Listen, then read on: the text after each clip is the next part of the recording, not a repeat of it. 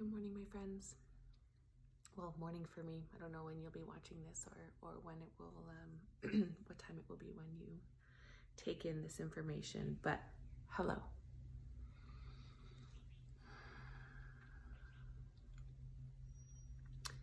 I've been having a lot of conversation recently with clients and friends and people around what it means to lead a spiritual life.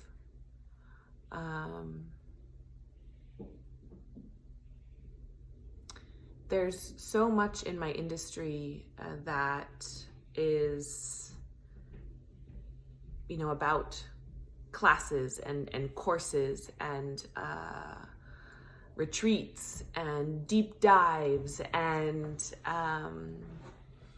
certifications, et cetera, et cetera. I mean, and even to be totally fair, if you're watching this, you are subscribed to my channel. So you're, paying money for this information. And it's not so much that the paying of money is any type of issue in any way. There's always an exchange. Everything about life is an exchange. It's a relationship. It's a giving, receiving. It's movement. It's movement. It's cause and effect. Even from a quantum physics standpoint, it is proven that the activity of a thing immediately changes through your mere attempt to observe it. So as soon as we put our attention or our eyesight on something, it shifts and it moves. And that's really important for this teaching today because I want you to understand and acknowledge the constant shifting and movement. And why does that matter? Why does it matter, in regards to this industry, in regards to what I was just saying, courses, classes, retreats, immersions, et cetera, et cetera? Well, because the curriculum of real life is the most spectacular curriculum. And if your curriculum consists of a trip to Bali to go live in an ashram for a while, or an ayahuasca journey, or EMDR in a therapist's office, or whatever, wonderful, wonderful. And it also doesn't need to consist of that. We are experiencing a manifested life. We are energetic beings. We are non-tangible, formless souls, energy that is experiencing this life. And so in that way, every single move we make is a spiritual experience. Every single aspect of our life is a spiritual experience, if we can but slow down to be attentive to it. One of my favorite, absolutely most paramount teachings came from a Navajo elder while we were building Sweat Lodge in my grandma's backyard. And he said, through the course of a variety of things, everything is prayer and everything is ceremony. He was telling this to us as we were building this lodge and as we were putting the willow branches in the ground. And it was hard work. It was hard work. It was strenuous. We were sweating. People were huffing and puffing. And he has this beautiful, soft delivery that was an invitation to be attentive to what we were doing. Yeah, we're, digging holes, and yeah, we're smacking stakes into the ground, but do it with reverence. Do it with attention. Do it with love. Everything is prayer and everything is ceremony. And so in that way, the curriculum of real life is all that we need. Now, I understand that we have a lot of calcification, we have a lot of conditioning in our minds, a lot of narrative, rhetoric, storyline that tells us we should be operating differently, we should be operating in a certain way, and that's totally fine. That's totally fine. It's the deconstruction of that calcified form, that thought form, that is also part of the experience. So there's nothing wrong with that. And as I said a moment ago, there's nothing wrong with going on trips and immersions and things like that. it also was just not a requirement. Everything that you could possibly need is literally right in front of you. Everything you could possibly need is literally right in front of you. And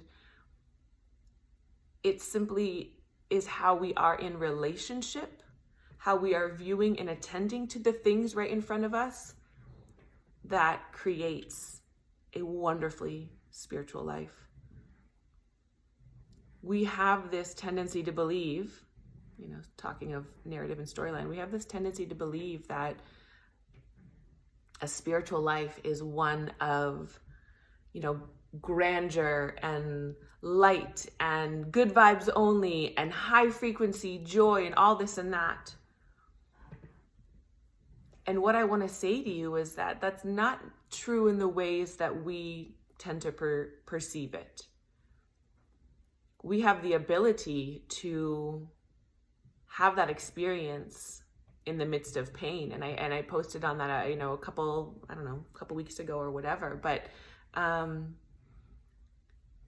it's not about the manifestation necessarily, or the expression, or the details, or what it looks like, or whatever physical or tangible representation.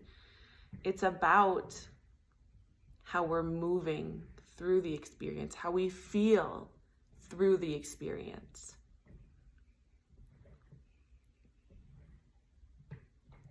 Because being attentive to how we feel through an experience is actually what nourishes us, what makes us feel full. The term Kung Fu, people, I say Kung Fu and I'm sure something already popped into your mind. The term Kung Fu is not just a martial art necessarily. It's not just like the karate type thing. The term Kung Fu speaks to anything done with resonance and reverence. So, sitting here quietly and drinking my coffee with intentionality, resonance, and reverence, that's Kung Fu. Kung Fu coffee.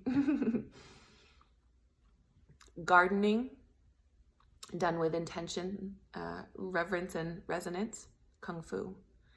For whatever reason, I've been thinking about my aunt right now, who is so creative, and she, I want to say she's a seamstress, but that's so not it. She sews. She's always made quilts and blankets and pillows and just fabrics, works with fabrics and textiles, travels and gathers things and then creates bags, coats, purses, etc., etc. When I was small, she used to own a yarn shop in a little coastal town in Maine, and I would work there sometimes. And so just again, the yarn, the fabric, the touch of things. And so I'm thinking about her sitting in her cottage right now on a little island off the coast of Maine, stitching, sewing by hand, stitching.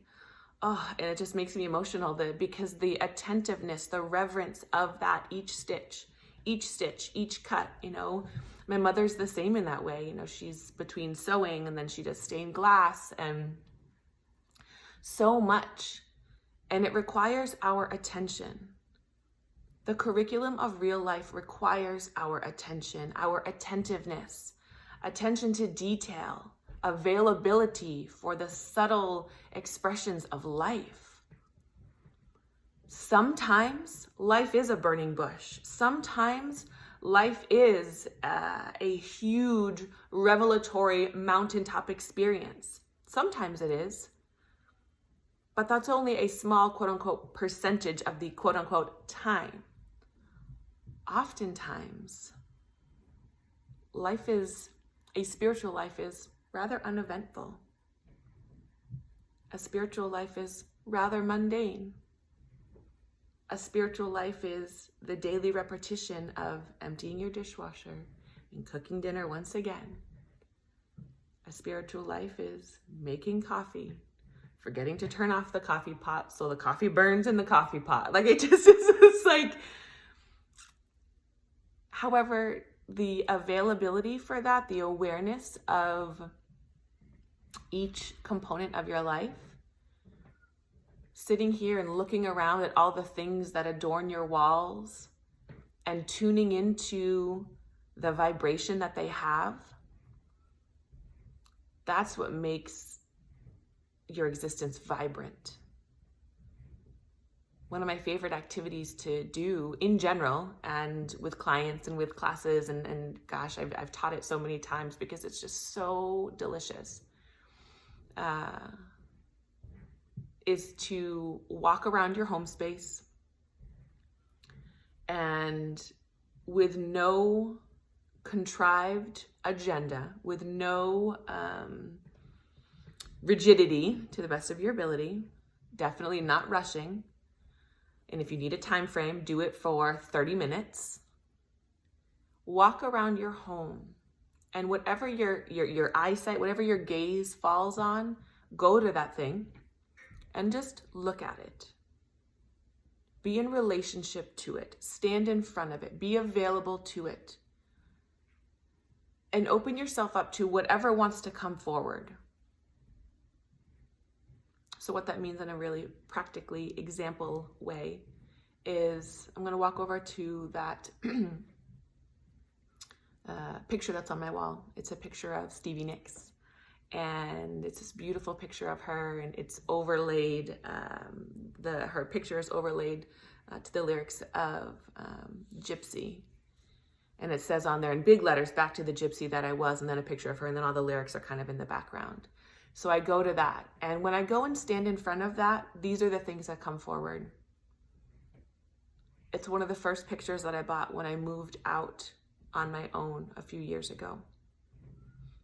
And it matters to me because that phrase, back to the gypsy that I was, resonates with my heart. It resonates with my spirit. It resonates with how I move. I love Stevie Nicks. I love her style, her affect. I love Fleetwood Mac. I love the music. Music is so powerful and important in my life. And I think about the frame and where I got it from. It just was like from Michael's or Hobby Lobby, something like that.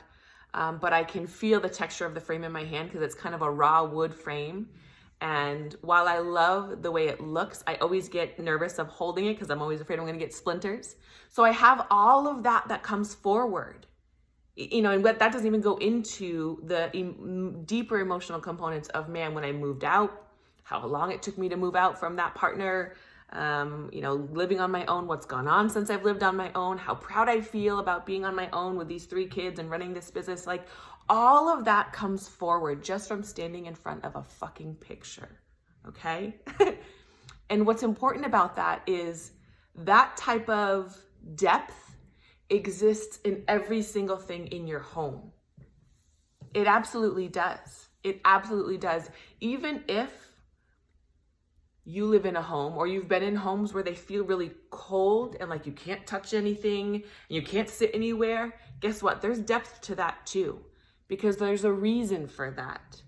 And if you take the time to slow down and be attentive to these things in your home, or these things in your parents' home that maybe you grew up with that created this constant undertone and undercurrent for you, the depth that you find in there is, holy shit, why was I not able to be comfortable in my childhood home? Oh my gosh, why is it that every time I go to my friend's house, it is so cold and rigid in that way, and it's empty because my dear friend is not connected to her emotions? I mean, there is so much depth available to us in our everyday existence if we just open ourselves up, if we just slow down and make ourselves available to it. So back to the activity. For 30 minutes, walk around your home, touch things, stand in front of them. Even if it's not a thing that is always there, it's a piece of mail that happens to be laying on your counter, go stand in front of it. Go talk to it. Go listen to what the objects in your home space have to say, because they're loaded with vibration and resonance and frequency. They are loaded with that. And in that way, do the everyday items of our life send us back inside to ourselves, because it brings forward all of that story, rhetoric, narrative that may still be living there kind of undercover. It may still be living there unattended to, unnoticed really, because in the hustle and bustle of our lives, do we not make time for that conversation? We don't make time for that conversation with ourselves, with the things of our world. That's a spiritual life. That's what that means. That's what that is about. And right now, given the period of time that we're in, it's the beginning of March, in the northern, we're about to hit an equinox point in the northern hemisphere. It's the spring equinox. In the southern hemisphere, it's the autumn equinox. And this is a tipping point. This is where the amount of light and dark will be equal. That's what equinox means. And so these shifts, these relationships between dark and light are really powerful moments and opportunities for us to become deeper in ceremony and in communion with the existence of our life. And that's a perfect example. Like, we don't go looking for the equinox. We just have to wait for it to come to us. And that is a truth that exists all throughout our life.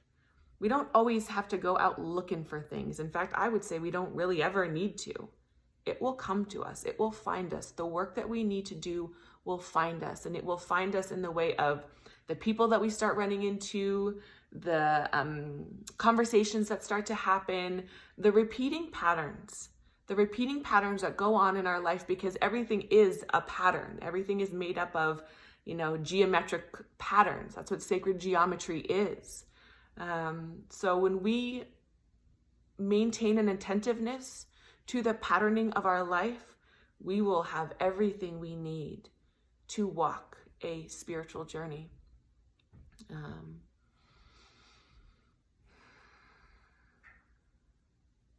And that's all there is to it. And through that type of practice, through that type of attentiveness, do your cells, the cells in your body, slow down and open up to the constant nonverbal conversation that is flowing all around us.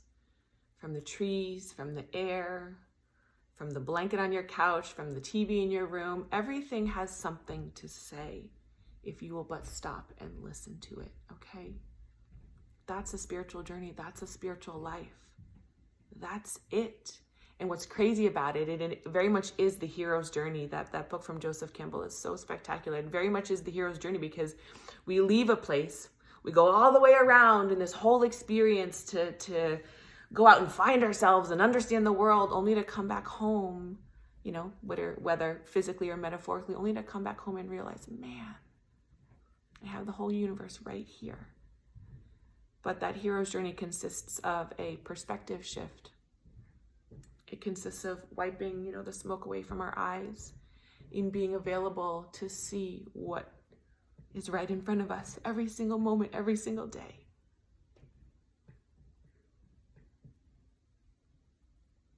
Every person that comes across your path today is for you, and you are for them. So please be deeply attentive and reverent and in relationship with them. Please, please open your heart and your eyes and your ears up to the depth, the vibrancy, the color that they bring forward for you.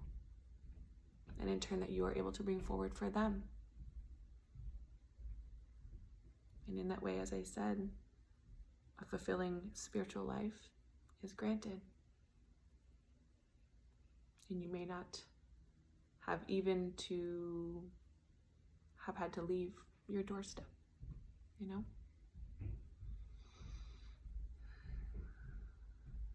Kung Fu coffee, Kung Fu driving, Kung Fu mopping your house. Everything is prayer and everything is ceremony, okay? There is no right or wrong. You have everything you need. Take 30 minutes today. Go walk around your home space. Be in relationship.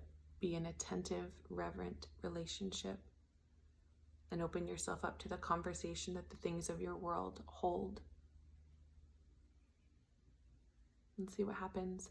Leave a comment below if you go through that experience. And this is, going through it once is not the only time you need to do it. Do it multiple times.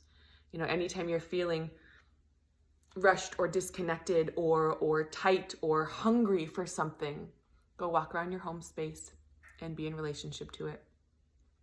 And leave a comment below about that experience. Let me know if you have questions, and know that I love you and I'm here for you. And as always and ever, Do I have time and space for you? It is my greatest honor to be in relationship with you. It is my greatest gift to receive and to give, to be witness to you. So thank you for being here and breathing the way you breathe and speaking the way you speak and loving the way you love. It's really important.